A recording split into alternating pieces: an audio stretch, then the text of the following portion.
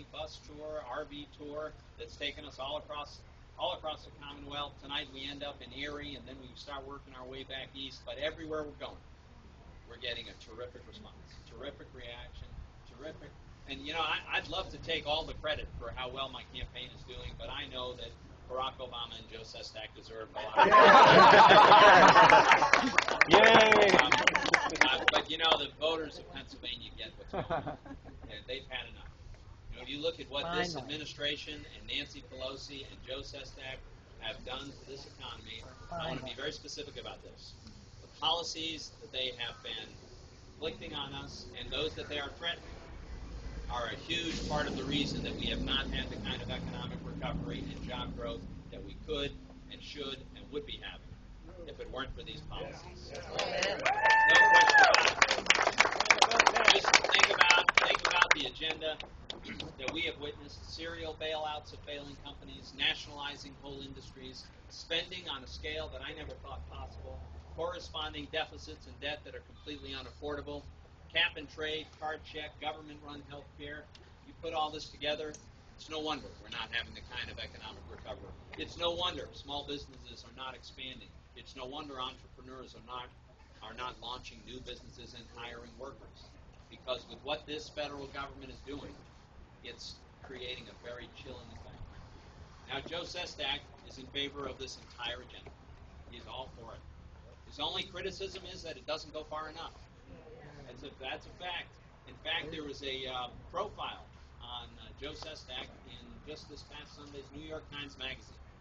And when asked if he had any criticism of his own party, his answer was that his party doesn't go far enough. Time and time again, that's been Joe's stand. You know, this $757 billion so-called stimulus bill. By the way, do you know Allegheny County's share of that bill? What Allegheny County's tab is $3.2 billion. Wow. Does anybody here think that Allegheny County got $3.2 billion worth of that? No. I don't think so. But Joe Sestak voted for it, and then he came out and said the problem is it should have been $1 trillion. And he's advocated additional multi-hundred billion dollar spending bills. The bailouts. Now, I got to tell you, I was opposed to all of them from the beginning. I think it's bad economics to divert resources from the productive sector to failing businesses. More importantly, it's unfair to taxpayers to force people to become involuntary investors in a failing business model. Joe Sestak supported all the bailouts, and he's advocated more. By the way, if you enjoy paying your mortgage, you'll be happy to know he's got a bill to have you paying someone else's mortgage. That's a fact. His health care bill. 2,000 pages of mandates and regulations that are driving up the cost of health care. $2 trillion of spending, money that we don't have. $500 billion of tax increases that are discouraging job growth. Joe Sestak not only voted for that terrible bill, but Joe voted for a version of that bill that would have allowed states to ban all private health insurance altogether, to make it illegal to offer private health insurance, thereby forcing everybody onto the government plans. You know, even in national security areas, Joe and I have very different ideas. I'll give you one example. My own view is when we capture a foreign terrorist, an enemy combatant on foreign soil, we ought to give that person trying to kill Americans, we ought to give them a military trial in a military tribunal on a military basis. Amen.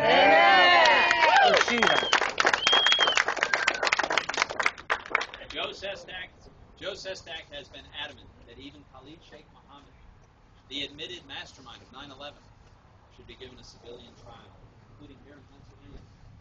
Now, we all know that in a civilian trial, the prosecution is required to divulge to the defense, and thereby to the public, their sources, their methods, where they got their information from, and how they got it. I'm here to tell you that we are under no obligation to help our enemy kill Americans.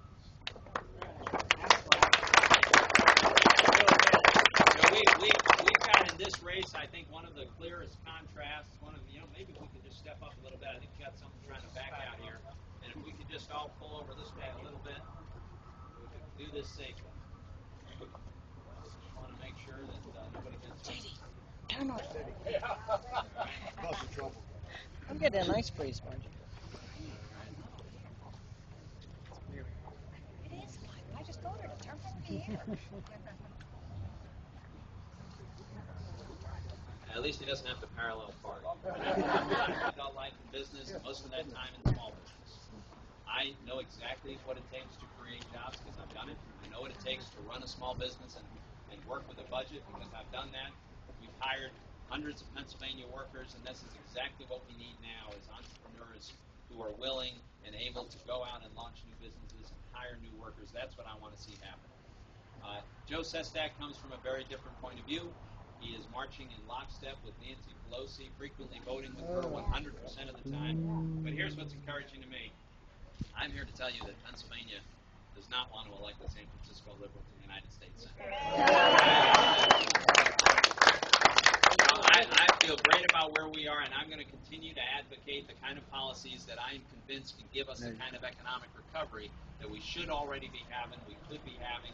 You know, the great thing and the thing we need to keep in mind is we still have, our factories weren't bombed, our farms are still productive, we still have the intellectual infrastructure, the universities, the entrepreneurship, the innovative spirit. It's all still there. It's all still there to kick this economy back into gear if we have the right policies. So I'm here to say I think we've got to get spending under control in Washington. Step number one, how about we rescind the unspent portion of that stimulus bill? I think with respect to that health care bill, we got to repeal it and replace it with a kind of common. We need to extend and make permanent the 2003 tax cuts so that we don't make a tax increase. And we've got to remember fundamentally, where our prosperity and opportunities always come from. Because, we went from being a third world colonial backwater to the greatest, richest, most wonderful country in the history of the world. We didn't do it by expecting the government to do it for us. We did it because we believed in us. We believed in ourselves and each other and our communities. And we understand that we can't borrow and spend our way to prosperity. The job growth that we need and that can happen is going to come from the private sector. And that is the solution. That is the road we need to get back on. As we approach this very pivotal election, where the left is trying to turn us into a European-style welfare state, and everybody else is trying to restore the principles that made us so prosperous, it's a very, very pivotal election. I'm reminded of a quote of a hero of mine, the late, great Winston Churchill, who said about all of us, he said, you can always count on the Americans to get it right after they've exhausted every other possible option. So this whole Pelosi, Reid, Obama, Sestak agenda, this is the process of exhausting the other options. And this fall, people of Pennsylvania and the American people are going to get it right. We're going to have a stunning victory, but I'm here to tell you it doesn't happen automatically. Mike Turzai knows this very, very well. Campaigns don't get won by accident. They don't get won automatically. None of this happens unless we make it happen. So we're going to continue to work as hard as we possibly can. We're crisscrossing this state, and we're going to keep doing that. We're going to keep hammering away at our message of limited government and fiscal discipline and job growth in the private sector. We're going to stay at it, but I really need to ask all of you to stay at it too. We've got just under 10 weeks to go and a lot of work to do, but we're on our way to a victory if we all hang in there together. I do want to ask you to do one specific thing. It would be very helpful to my campaign. If you haven't already, please sign up on our website. Give us your email address. We will send you periodic updates about the campaign. And we make them interesting and fun. We'll have articles and polls and video clips, all kinds of things, but what's really helpful is if you then take that message and blast that out to your list. Because everybody here has their own sphere of influence, a circle of family, friends, and coworkers, and people who know that you care, and they know you're paying attention. And if you endorse my campaign and my candidacy and pass on my message, you will help me to reach people that I can't reach any other way.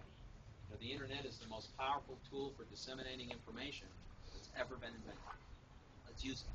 Let's use it to take back our country to win this election. Thank you so much for all that you do.